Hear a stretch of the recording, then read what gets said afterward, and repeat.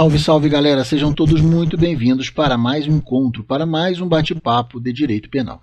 Galera, nesse nosso encontro de hoje, nós vamos trabalhar o chamado crime de dano previsto no nosso artigo 163 do Código Penal, tá? Galera, o crime de dano, ele também faz parte dos chamados crimes patrimoniais, porém é um crime menos gravoso do que, por exemplo, o crime de furto, o crime de roubo ou até mesmo a extorsão que nós vimos nos blocos anteriores, tá bom? Então, sabemos que o crime de dano é um crime patrimonial, tá? E assim diz a redação do artigo 163. Destruir, inutilizar ou deteriorar coisa alheia. Ele tem uma pena de detenção de 1 a 6 meses ou multa. E temos também a questão do dano qualificado, em que no parágrafo único do artigo 63 vai dizer que quando esse crime, ou seja, quando esse dano ele for cometido, no inciso 1º vai determinar em relação à violência à pessoa ou à grave ameaça, o inciso 2 vai trabalhar as questões que diz respeito ao emprego de substância inflamável ou explosiva, né? Isso se o fato não constituir um crime ainda mais grave. O inciso 3, vamos tratar de algumas pessoas jurídicas, tá? Especificamente, seja do direito privado ou de direito público. E o inciso 4 vai trabalhar a questão dos motivos egoísticos, né? Ou ainda com um prejuízo considerável para a vítima, tá? E a pena de detenção para o crime qualificado vai variar de 6 meses a 3 anos e multa, isso além de uma eventual pena correspondente à violência a ser aplicada de forma cumulativa, tá bom? Galera, para a gente dar início nesse bate-papo sobre o crime de dano, eu tenho que começar sempre com a pergunta que todos buscam, né, dentro do crime de dano. Qual seria a forma, como poderia, melhor dizendo, uma pessoa violar o patrimônio de um terceiro, o patrimônio de um alguém? Mas eu já vou dizendo para vocês que para ver essa violação, né, nós temos algumas possibilidades. Então, por exemplo, pode haver a violação mediante a chamada apropriação do patrimônio do terceiro. Assim como quando um sujeito ele também pode eventualmente obrigar alguém a entregar alguma coisa para ele. Então, como eu falei para vocês, são diversas as formas de dispor do chamado patrimônio alheio, tá?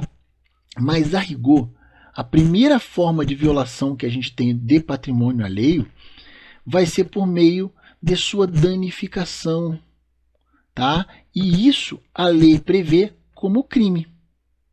E é exatamente dentro desse contexto que nós vamos trabalhar, tá bom?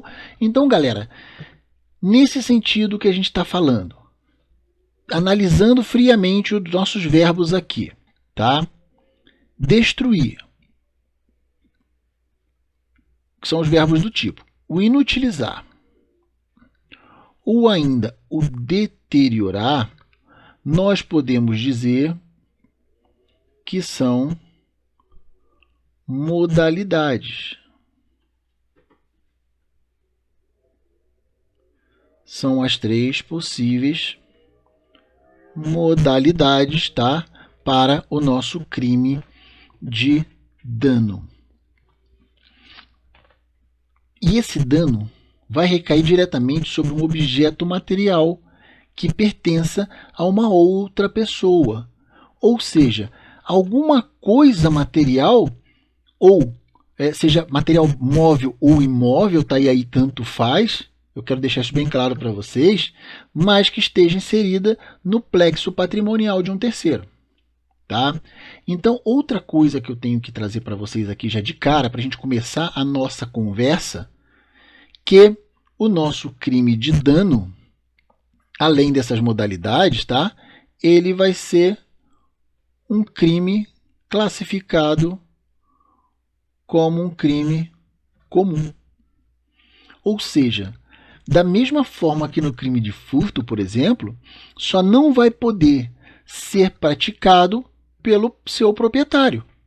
uma vez que a única pessoa que pode destruir uma coisa sem ser penalizado é o seu próprio dono, uma vez que insere no direito dele, dentro do direito de propriedade prevista no Código Civil, não apenas a possibilidade de usar e gozar, mas também a possibilidade de dispor, de modo que um terceiro não vai poder destruir o patrimônio alheio, mas o próprio dono do patrimônio, esse sim pode. Além disso, galera, no nosso tipo penal aqui que estamos estudando, há uma referência expressa à coisa alheia e, portanto, precisa ser uma coisa de outrem, de um terceiro. E mais uma vez aqui repisa a questão de que o proprietário jamais estará inserido como sujeito ativo desse nosso crime de dano.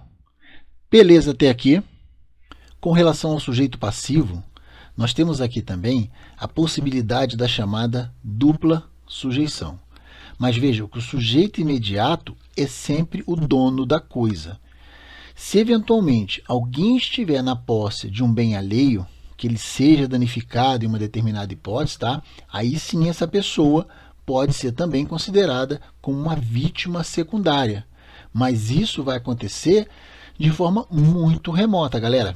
A rigor, esse caso não há violência praticada especificamente, tá, contra a vítima. Assim como a pessoa, especificamente essa pessoa, ela não tem o seu aspecto de direito diretamente atingido. Ou seja, de uma forma muito remota, pode ser que seja atingida, né, apenas o seu aspecto moral, mas para o direito isso não vai chegar a ser relevante. Tranquilo? Em relação ao objeto material, veja que o objeto material é exatamente o que eu já comentei com vocês no começo da nossa leitura do artigo 163, tá? Vai ser exatamente a coisa alheia. E como eu disse para vocês, essa coisa vai englobar tanto a coisa móvel, como também a coisa tida, né, como imóvel, tá? Então veja, no furto, por exemplo, o tipo penal do furto, ele especifica que a coisa subtraída, ela deve ser móvel. Mas nesse nosso caso de crime de dano, a coisa ela precisa apenas ser passível de sofrer o dano. E por isso que não recai sobre essa questão de ser móvel ou ser imóvel, isso é indiferente. Tá?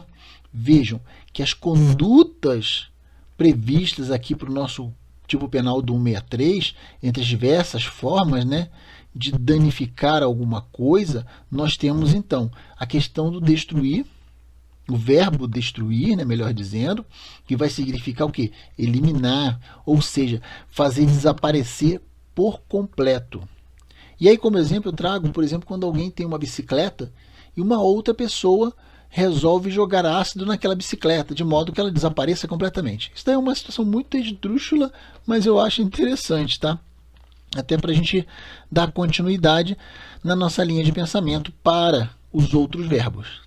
E aí, inutilizar, por sua vez, vai significar uma forma menos gravosa de danificar, ou seja, vai significar tomar uma coisa, tornar, melhor dizendo, aquela coisa imprópria para a utilização. E aí, dando a continuidade em relação a essa questão da bicicleta, vamos imaginar da mesma forma que ela tenha uma bicicleta e aí uma outra pessoa, a alma cebosa, venha desferir vários golpes de machado contra essa bicicleta, fazendo ou tornando-a imprestável para a utilização.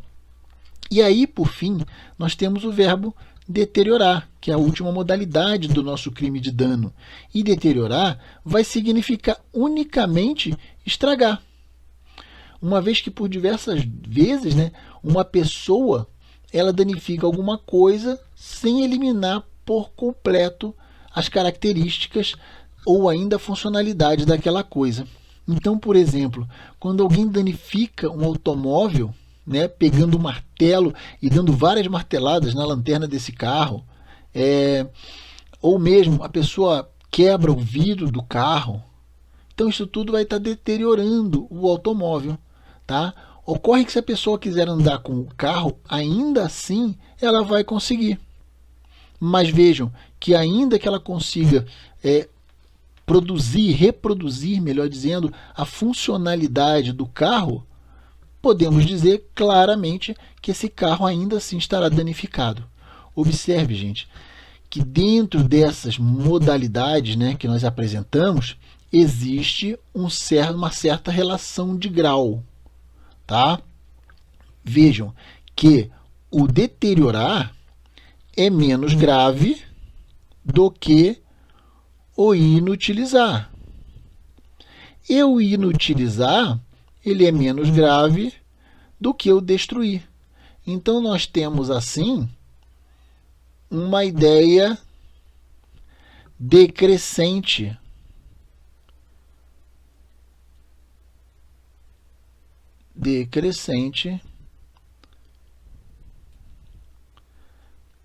Do nosso dano alcançado. O destruir é muito maior, o inutilizar seria um meio termo e o deteriorar seria um dano mínimo. Tá bom? Então, galera, o crime de dano, como eu disse para vocês, ele é essencialmente patrimonial. E ele vai se consumar, logicamente, com o resultado gravoso, ou seja, com o dano. E como o próprio nome já sugere, ele vai depender da ocorrência, então, desse resultado, para que exista. E esse resultado deve sempre permitir uma perda patrimonial, uma vez que o crime de dano ele apresenta um decréscimo no patrimônio da pessoa que é a vítima. Tá bom? Mas vejam, eu vou dar uma limpadinha aqui na nossa tela para a gente poder continuar a análise do crime de dano, que eu acho bem bacana, bem interessante. Ele é um crime curtinho, é um crime de fácil entendimento, mas ele é muito interessante. Vejam, galera, que dentro do crime de dano, nós temos apenas a modalidade dolosa. Então, o crime de dano, ele é um crime essencialmente doloso, uma vez que é o seu elemento subjetivo, não existe a possibilidade do dano culposo, tá? E por conformidade, em função disso, costuma muito se questionar que se há uma necessidade ou não de um elemento subjetivo explícito, uma vez que estaria um elemento subjetivo específico, né, melhor dizendo, uma vez que já estaria implícito o dolo de causar uma gravidade maior ao patrimônio de alguém dentro do próprio crime de dano. E aí eu vou dizer para vocês que existe uma controvérsia no que diz respeito exatamente a um debate travado na doutrina e na jurisprudência, em especial quando vai se buscar a intenção ou não de causar o prejuízo. Vejam, o dolo, galera, em princípio, é geral em danificar, porque o dano é decorrente do sinônimo de danificar. E aí, segundo a doutrina, o sujeito ele pode pretender inutilizar ou danificar e não ter a intenção específica de causar um prejuízo patrimonial para aquela pessoa. Por isso que tem esse questionamento quanto à necessidade da presença ou não de um elemento subjetivo específico, uma vez que o dolo estaria implícito no nosso tipo penal. Então, por exemplo, vamos imaginar que uma pessoa ela tem recebido a notícia bem ruim sobre, vamos lá, reprovação do concurso da Polícia Civil. Estudou, chegou na última hora, não conseguiu, quando viu lá o diário oficial, infelizmente, não foi aprovado. E aí, com aquela ira, aquela raiva gigantesca, assim que soube, né, a pessoa sai correndo para descarregar aquelas energias ruins, e ela está na rua, ela vê lá pelo WhatsApp, alguém mandou para ela, ou ela baixa o Diário da União, e na hora ela pega o que ela vê pela frente e joga para longe. Sei lá, qualquer coisa, imaginem aí, tá numa loja de roupa, De repente ela pega um manequim e joga em alguém, ou está numa loja de eletrodoméstico, pega uma TV e joga no chão. Vejam, galera, nesse caso, essa pessoa ela não sabe de quem é especificamente a coisa que ela vem a escolher para danificar. E por isso não tem a intenção de causar o prejuízo para essa pessoa proprietária da coisa de forma direta. Por isso, o dolo aqui é o chamado dolo genérico, onde aparentemente é o que se exige o nosso tipo penal. Mas além disso, não se exige o ânimo de, com o dano, obter qualquer vantagem. Uma vez que ainda em algumas situações, danificar alguma coisa de alguém pode sim representar uma vantagem para aquele agente. E existe ainda uma divergência com relação a uma possível vontade de causar o prejuízo alheio. Tá? Eu costumo sempre dizer isso porque dentro do STJ existem vários julgados ligados a um tema específico, que é o dano causado pelo preso na tentativa de fuga. Ou seja, é o sujeito que serra as grades da cela, quebra a porta, destrui tudo que vê pela frente, com a intenção de promover a fuga. Tá? Galera, durante muito tempo, isso daí vem sendo travado frente à divergência jurisprudencial existente. O STF ele afirma que o tipo penal ele não vai exigir qualquer elemento específico subjetivo, de modo que se a pessoa danifica, ainda que tenha intenção de fugir, há sim a incidência desse nosso crime de dano. E por outro lado, como eu sempre digo, STF e STJ são unicarnes, são os irmãos gêmeos que os dois se toleram, mas sempre se bicam, né? O STJ, então, ele entende, por sua vez, que há um elemento, sim, implícito. De modo que, na hipótese da pessoa que foge, ela não tem a intenção de causar um prejuízo para a administração pública, que, obviamente, é a dona daquele patrimônio, das grades, das portas, de tudo que ele arrombou, tudo que ele fez para poder desferir a fuga. Então, nesse caso, o STJ ele entende que o preso não deve responder pelo crime de dano, uma vez que vai ser apenas um meio utilizado para fugir. E nesse caso a conduta então seria uma conduta tida como atípica. Tá? Galera, eu sempre digo também que o crime de dano ele costuma ser, via de regra, tá? Um crime subsidiário.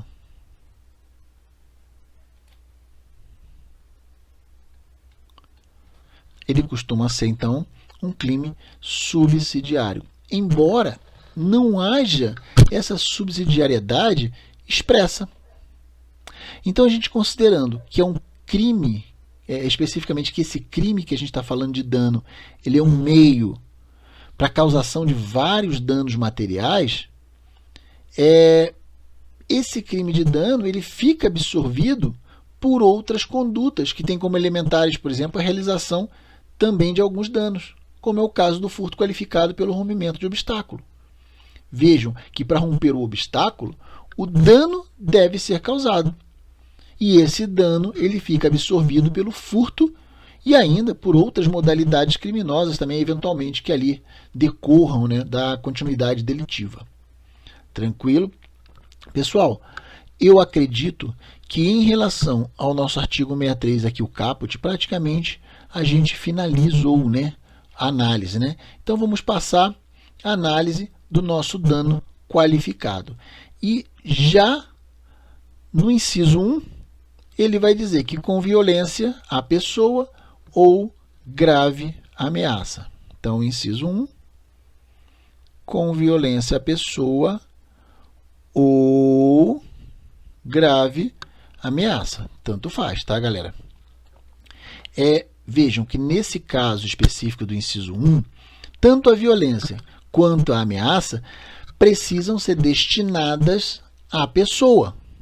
De modo que se a violência for contra a coisa, já constitui, por óbvio, o próprio dano. Por isso, eu acredito que não deveria nem talhar a pessoa, porque está claro. Tá? E aí eu pergunto também para vocês aqui, em que contexto a violência ela vai ser empregada dentro do nosso crime de dano. E eu respondo para vocês o seguinte: a violência ela vai ser empregada dentro do crime de dano para assegurar exatamente a execução daquele dano. Então, por exemplo, vamos imaginar que alguém está com raiva e começa a martelar o carro de um terceiro. Nesse contexto, o proprietário surge do nada e pede para que essa pessoa pare de fazer aquilo com o carro. Mas o sujeito não está nem aí, o sujeito dá uma martelada também no proprietário do automóvel e depois continua a sua empreitada, quebrando todo o automóvel. Vejo que nesse contexto, se a violência é empregada para garantir ou para assegurar a prática do dano durante a sua execução, isso é muito importante, tem que ser durante a execução, tá? Haverá, portanto, a incidência desse nosso inciso primeiro, ok? E aí, galera, nós temos ainda o nosso inciso 2, ou inciso 2º, como queiram, né? Que vai tratar do dano qualificado com o emprego de substância inflamável ou explosiva. Ele vai ser qualificado, ok? Se o fato não constituir algum crime mais grave. Então, vejam que em relação a esse inciso 2º, o sujeito ele pode utilizar-se de álcool, de ácido, de gasolina, do que ele quiser. É uma substância genérica, ele não especifica, ou mesmo substância explosiva. Mas eu tenho que dizer para vocês o seguinte, que se o fogo, por exemplo, ele não se espalhou por completo e não constituiu um incêndio naquele objeto que a pessoa pretende danificar, né, mas apenas danifica especificamente aquilo que a alma cebosa teve como intenção, galera, não há o que se falar na constituição de um crime mais grave.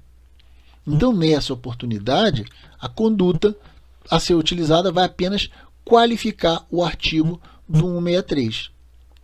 E aí, nessa hipótese, nós temos que fazer exatamente a distinção se o meio empregado ele constitui o crime mais grave.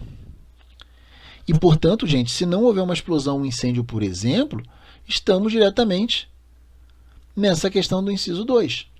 Se houver o crime mais grave, se houver o crime mais grave, é o que está ali. A pessoa vai responder pelo crime mais grave. Então, se a pessoa quis danificar, mas de repente ela quis danificar um objeto e dentro desse objeto tinha uma pessoa. Dentro de um carro, sei lá, tinha uma pessoa. E ela sabia que tinha pessoa, mas mesmo assim ela quis fazer uma brincadeira, né? Quis apenas danificar ali o carro e infelizmente a pessoa estava cochilando, não conseguiu sair do carro, sei lá, alguma hipótese bem esdrúxula, e a pessoa veio a morrer. Então vai responder, lógico, pelo homicídio. É possível. Ou eventualmente, se tiver alguém ali que consiga sair daquele automóvel, mas tem umas queimaduras graves, enfim, vai responder pela lesão corporal. Porque o fato constitui um crime mais grave. Em relação ao inciso 3º, vejam que o nosso inciso 3º, ele vai dizer contra o patrimônio. Patrimônio de quem? Da União, dos estados, do Distrito Federal, do município, né? Enfim, é o que eu chamo de medo. Municípios, estado, Distrito Federal e a União. Ou ainda da autarquia, fundação pública, empresa pública, sociedade de economia mista ou uma empresa concessionária de serviços públicos. Galera, o dano que surge aqui no nosso inciso 3, nós podemos dizer que ele é qualificado pela natureza da vítima. Ou seja, quando o patrimônio destruído, deteriorado, danificado ou inutilizado, ele for de alguma daquelas pessoas mencionadas no inciso, que normalmente são pessoas jurídicas de direito público ou compostas, né, por um capital público. Estamos juntos? Até aqui tudo tranquilo? E aí, por fim, galera, nós temos o inciso quarto. O inciso quarto, eu digo que costuma ser, ele vai dizer aqui, tá? Por motivos egoísticos ou com o prejuízo considerado da vítima. E eu costumo dizer que o inciso quarto ele vai tratar de algumas questões privadas, da vida privada. Então, por exemplo, brigas familiares. No motivo egoístico, gente, não há a punição do sentimento negativo em si. É isso que eu quero que vocês analisem bem. Mas esse sentimento será ligado ao interesse futuro, patrimonial ou moral. Então, é interessante, muito bacana assim, a gente destacar um exemplo que o Nelson Gris ele traz dentro do livro dele, que é o exemplo da corrida de cavalo, onde um sujeito ele mata o cavalo do seu adversário, que estaria na competição, né, para que ele pudesse ter mais chances de vencer aquela corrida. Então, com relação ao prejuízo considerado pela vítima, deve ser aferido em função do patrimônio daquela vítima. E muitas vezes uma coisa não tem um valor patrimonial significativo, mas a depender da condição financeira da vítima, a coisa pode sim representar muito. E aí, como por exemplo eu trago, vamos imaginar uma pessoa muito pobre, que possui uma bicicleta e que constitui o seu instrumento de trabalho. E aí chega uma outra pessoa, machadada na bicicleta, destrói a bicicleta por inteiro, detona, né? Pode ser que a bicicleta ela seja velha e que não valha quase nada. Esteja bem velhinha mesmo. Uma barra forte circular, para quem não conhece. Barra forte circular é dos anos 70, acredito eu. Tá? Então, nesse contexto, vai acarretar ainda em relação à questão do prejuízo monetário, do valor financeiro ou não, independentemente disso, está claro que a destruição daquela bicicleta, né, não é uma questão do motivo egoístico, mas nós vamos estar tratando aqui do prejuízo considerável para a vítima. E aí sim é uma hipótese da incidência do nosso inciso 4. Tá bom? Pessoal, em relação lá ao finalzinho, onde diz a pena, detenção de 6 meses a 3 anos e multa, tá? Eu tenho que lembrar vocês que no caso do dano qualificado como um todo, em especial quando presente o inciso 1, que é exatamente a incidência da violência à pessoa, nós temos uma ligação muito forte entre o inciso 1 e lá o preceito secundário, né, do nosso tipo penal, tá? Vejam que, havendo a incidência da violência ou da grave ameaça, vai ser aplicada cumulativamente as penas correspondentes também a essa violência.